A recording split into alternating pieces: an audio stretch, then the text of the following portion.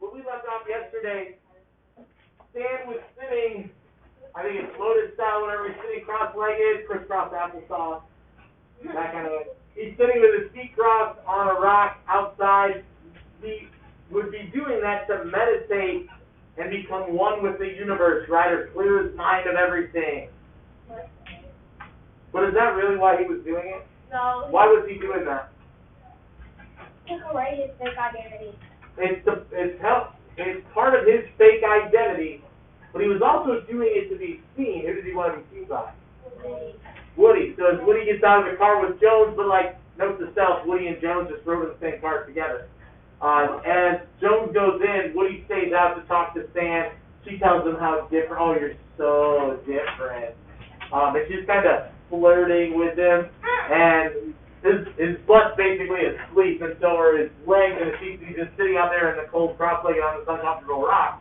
And as he says to Woody, their parting words are, he says something along the lines of, Zen is not for the faint of heart, and then her response is, neither am I. And he's like, and it says, neither am I, she heard, and into the school we went. So I like that description. She kind of like said that quietly, subtly to him, like, ooh la la. And he's like, yeah, that's right, here I go into school. If I get the feeling back in my legs, we're good. And that's where we left off. Gentlemen, please close the computer. Thank you. Thank you. The right path. In English class, the teacher puts this quote on the board for journal time. Parents can only give good advice or put them on the right path, but the final forming of a person's character lies in their own hands. That's by Anne Frank. Let me read it one more time. You guys know who Anne Frank is, the Diary of Anne Frank? Not at all. Okay, Anne Frank was a little girl who was captured in World War II by the Nazis. She was fleeing in Nazi occupation, and she wrote a diary as a little girl, and they found that as they were rounding up the Jews and then sending them to concentration camps, ultimately killing about 6 million plus Jews as part of one of the things that Adolf Hitler was responsible for. She was one of those Jews. As a young girl, she kept a diary of that, and they found her diary. They never found Anne Frank, but they did find her diary. There you go. And she had very wise beyond her years type things written in there. And let me read this quote one more time. Parents can only give good advice or put them on the right path, but the final forming of a person's character lies in their own hands. Anne Frank. As usual, we were supposed to spend the 15 minutes jotting down our deep and cosmic thoughts about this quote while the teacher checked her deep and cosmic email. What was I supposed to write about this one? My dad didn't give good advice. He gave evil advice. And my mom gave good advice, but she wound up as a poor single parent with a felon for a husband. So how much wisdom was I supposed to get from her? Okay, what did we just learn about Dad? Felon. If you're a felon, what does that mean? You're most likely a person. You committed a felony, a pretty high-level crime, and most likely you would be in prison or were in prison. That makes sense with what we know about Dad so far. Compulsive liar, scheduled phone calls. Stan's not real happy with his dad. He's a convicted felon. Let's keep going. And finally, how was I going to form my own character when my role models were total trashing failures? I remember this one time in Alabama. My dad and I were grocery shopping, and the cashier was this really nice teenage girl that had always been kind to me. I used to steer our cart to her line every time, because she sometimes even gave me a lollipop. Anyway, my dad let me pay, and she accidentally gave me change for a 20 when I had only paid her with the 5. I realized the mistake, and when I counted out the 15 extra bucks in the parking lot, and I asked my dad if I should run back in and give the money back. My dad said, "Are you kidding me, Sandy? People are dishonest, and they screw you 9 times out of 10. So when you get a break, you take it. You don't owe anybody anything." I asked what would happen to the cashier when she didn't have the right amount of money at the end of the day, and he said, "Well, who cares? She's probably dipping into the till anyway. They all are. And if the boss doesn't ask about it, she'll bat her pretty little eyelashes and they'll forgive her because people are chumps." I thought about it all the way home. I turned to look out the window so my dad wouldn't see me cry. The next time we went to that store, there was a new cashier and no lollipop. People are chumps. They'll screw you 9 times out of 10. My dad was like a satanic Dr. Phil. You guys know who Dr. Phil is? He's got like a TV show where he brings people on and talks to them about like their problems and stuff. While I believe he was a practicing doctor, he's more of a TV personality now. Dr. Oz is similar, like he was a practicing doctor at one point. He may still be, I don't know if that's Dr. Oz. But they're like TV personalities that are on during the daytime, and they're like there to diagnose all your family problems and stuff. So that's Dr. Oz. My mom was the warm one, like Oprah. She was always saying, you have to give people a chance. When my dad first got busted, she was like, it's a mistake, your father is innocent. You'll see, your dad isn't the type of person who would cheat anybody. Well, we'll get this cleared up in no time. I was thinking, Mom, are you nuts? Dad is exactly the type of person who would cheat everybody. He lies just for fun. Throughout the horrible pre-trial period, when Mom had to work double nursing shifts at the MD Anderson Cancer Center, and we still had to sell almost everything we owned just to pay for the hotshot lawyer Dad insisted on, Mom said it was all a mistake. And when the trial began and witnesses started flying in from all the places that we lived with hundreds of pages of evidence that my dad had sold fake title insurance in Alabama, performed home inspections without a license in California, sold spoiled meat to restaurants off the back of a truck in Dallas while he was supposed to be away for the weekend at a Bible retreat, Mom said it was all just a series of misunderstandings until the police actually came and padlocked our apartment door shut with my cat Sparky inside. Oh, Sparky. Mom insisted everything would be okay, but we lost everything. Dad went to prison at least until my 20th birthday, and I never saw Sparky again. Then Mom and I wound up in Nowheresville, Pennsylvania, for no apparent reason.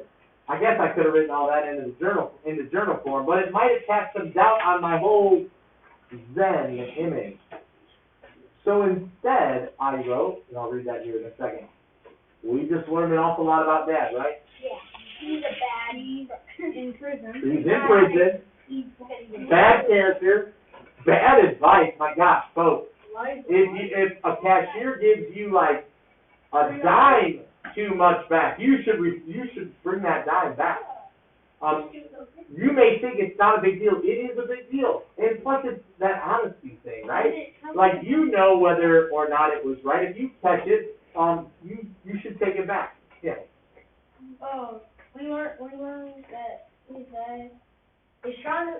doing business, but he's doing it wrong. He's doing shady business deals, right? Yeah. He's doing business, he's got work, but he's doing it like a con man or illegally, like there's stuff going on. And this happens in the real world, and people like this will say, oh, no, I didn't do that, no, it's just a misunderstanding, and it's like lie after lie after lie after lie, and they just build, and it's all these excuses for why these things happen, and it's like, oh, they're just after me. Well, I didn't do anything wrong, they're just trying to get me, and it's like, no, like these are lies, like your fan caught it at a young age and was like, Mom, Dad is exactly the kind of person that would cheat people, and Dad's true colors come out when he gives Sam the advice, because people will cheat you 9 times out of 10, that kind of stuff.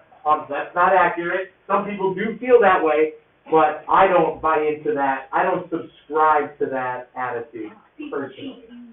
I subscribe to you do the right thing because it's the right thing to do, not to get anything back, not because somebody's going to reward you for doing the right thing. You do the right thing because it's the right thing to do. And I am confident that all of you in here know the difference between right and wrong. And I am confident because I work with a lot of kids and I've been around a lot of kids. Gosh, 99.9% of kids know what the right thing to do is.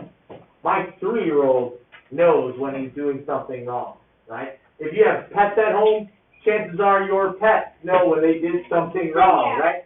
Dogs are like notorious for like cowering and hiding, like they really know. Cats almost do the wrong thing on purpose, like there'll be something on your table, they'll look right at you and just, wow, then you go to pet them, like, no cat back. Hence why I don't have a cat. Anyway, not all cats are like that, just most of them. So, moving on for cats, even animals know the difference between right and wrong, like most people do to a degree. So, let's keep moving. Here's what Stan wrote. Instead of writing about his family, sounds kind of messed up right now, here's what he wrote. Remember, he's trying to be a Zen master. This quote by Anne Frank is definitely true. According to the traditions of my heritage, karma, or the luck you put into the world through your own actions, is the only thing that determines your fate in this future or future lifetime. In this or future lifetime. So even though my father, for example, might tell me to be kind to those who are less fortunate than I am, ultimately, I can do whatever I want with that advice. And then, I'll have to carry around the results of my actions pretty much forever. Also, a great Zen thinker named Yamada Roshi said, the purpose of Zen is the perfection of character. And if your parents' values just automatically made you a good person, nobody would need to meditate in order to perfect his own character. As Basho said, do not seek to follow the footsteps of the masters. Seek what they saw. You need to find your own way in the world. Oh, that's very enlightened, Stan. Let's give him a golf clap. You know what a golf clap is? Oh, Stan, you're so smart. Wow. A Zen master. Well written, Stan. Now, I do have to say, Stan, pretty smart. That's good advice. What's the problem with what he's writing right now? It's not true. It's not true. Specifically, he says, my dad would say. Is that what his dad would say? His dad was going to do that. No, his dad would not tell him any of that. Stan is a complete, total liar. He's fabricating this whole thing. Do you see the problem with this? Do you see how that's similar to his dad? He's picking up the things that his dad does. Absolutely. He's picking up the bad habits or the patterns that his dad did. Yes. Maybe he learned that at a young age. He did. You're impressionable as a kid. Your parents have a big effect on you. The way that they act and the things they believe in and the way that they talk, like a lot of that comes off on you. Not all of it. And you are your own person, but you're definitely influenced by your parents. I am as well. Hands down, I admit it 100%.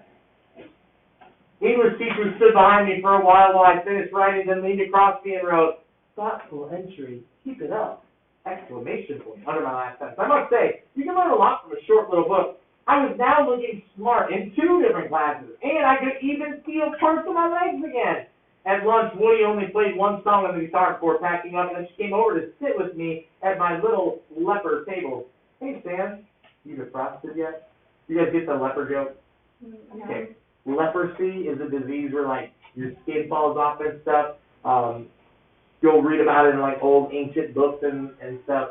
And lepers used to be outcasts, like, they used to be sent to an island because people thought, like, you could get it, it was contagious, and if you're around people with leprosy, you would get leprosy, and then, like, stuff would happen to you, your skin would fall off, it'd be terrible, horrible, way back hundreds and hundreds and hundreds of years ago, thousands of years ago. So lepers were outcast, people that had leprosy, so he says his little leper table, as if he's by himself, outcast all alone. And Woody comes up and sits right next to him. Score 1 for sitting next to Woody. Hey, Stan, you defrosted yet? I don't feel the cold when I'm meditating. Yeah, right. Okay, well, how was your morning? You have Starsky for English first period, right? I do too, third period. What did you write about it when you read that quote? So I told her everything that I wrote, the whole thing, and she looked at me all googly-eyed like I was some kind of Zen master. So I asked Woody what she'd written about it, and she told me I wrote about how my parents are greedy capitalists and how I'm totally different from them. Like, we have all this money, and all these other people have so much less. It doesn't even seem right that we don't do more to even things out. My dad, never mind, you don't want to hear about it. I leaned toward her and I said, sure I do. I want to learn all about you. Yeah, that's pretty cool. She smiled uncertainly, but started talking again. Well, my dad's a dentist, so we're basically rolling in it. And one day last year, I asked him if I could donate my allowance to the soup kitchen downtown. He got really mad and said that if those people down there would just get off their butts, they could get themselves a job no problem. We're living in the land of opportunity, for Christ's sake. And then he said that since I seem to feel like we have too much for our own good, that he would take away half my allowance until my next birthday. So that's why I collect money at lunch, so I can donate it to the soup kitchen without my dad finding out. Ooh. Is that a good thing that what he's doing? Yes. Absolutely. Do you think that it's real and authentic and honest? Yeah. I would say so. Woody strikes me as the kind of person that would do that. And she thought I was the real deal. I wasn't worthy to wash this girl's feet. Fortunately, she didn't know that, which got me thinking, hey, I've been looking for some place to volunteer. I miss helping out. You ever serve food at the soup kitchen or anything? She looked almost scared for a second, and I wondered if maybe she was one of those rich girls who wanted to help out the poor without having to get anywhere near them. I haven't so far, but I'd love to start. Do I move faster or what? Before I even opened my delicious snack pack pudding, this week's nearly expired sale item at the local supermarket, I set up my first date and my first experience of helping people. I wasn't sure if the good karma of volunteering would make up for the bad karma of being a complete liar. Oh well, that is supposed to be about living in the moment, and for one shining moment, I had pudding to eat and a girl by my side. Which reminded me, hey, Woody, do you take requests? Well, what do you mean? Like, will I carry your books to class? Because I'm not into being subservient. No. Do you take requests? Like, when you're sitting at lunch, like, can I ask you to play a certain song? Oh, I don't know. Nobody's ever asked me that before. Most kids our age don't like the same kind of music I like, so, well, what do you have in mind? Well, there's this great song called Hard Traveling by Woody Guthrie. I thought since you're named after him and you played I Ain't Got No Home in This World, you might. Her face was glowing, and she cut me off mid-explanation. Wow, I've never made any girl's face glow before. I love that song. It's the first Woody Guthrie song I ever learned to play. It has this really cool guitar pattern in it called a Travis Pick in it. My guitar teacher says, and she was off on a happy tear until the lunch bell rang. She was so ecstatic that she never even asked me how I knew about Woody Guthrie. Of course, I never asked her how she knew about him either, which would have been a great move on my part. But I suppose I have no regrets about that conversation. I figure if you could take back the past, my mom wouldn't have worn those hideous polyester Argyle sweaters in all of her school pictures, right? Social studies that day, I was the star of the homework review show.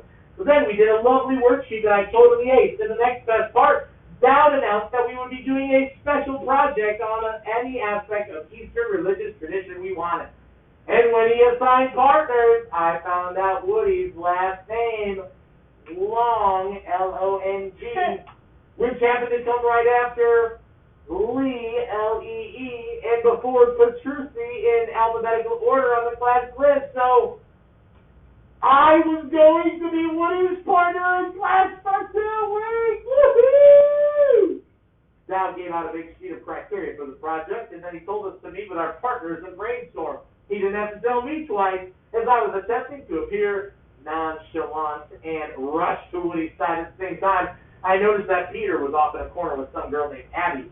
She was pretty, and she seemed very nice and friendly, but he was sulking like he'd been sentenced to work for the next 10 years with a hunchback Nazi. Whatever. I had some brainstorming to do. Woody said, "Isn't this great? I'm so lucky. I get to work with the experts. We're going to do something about Zen, right?"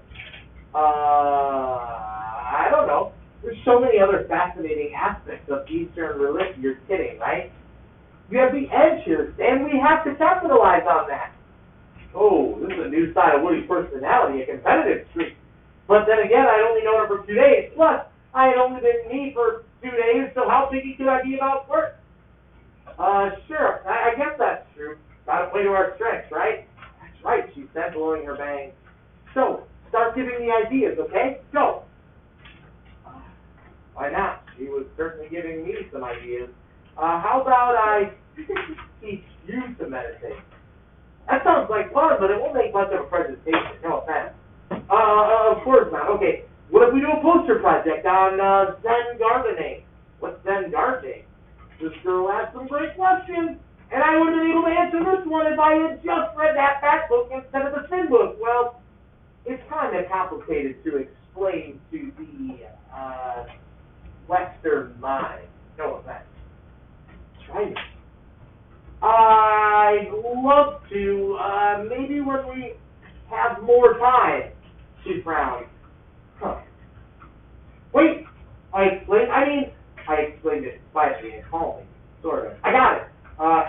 You want to play to our strengths, right? Well, I want to play to your strengths.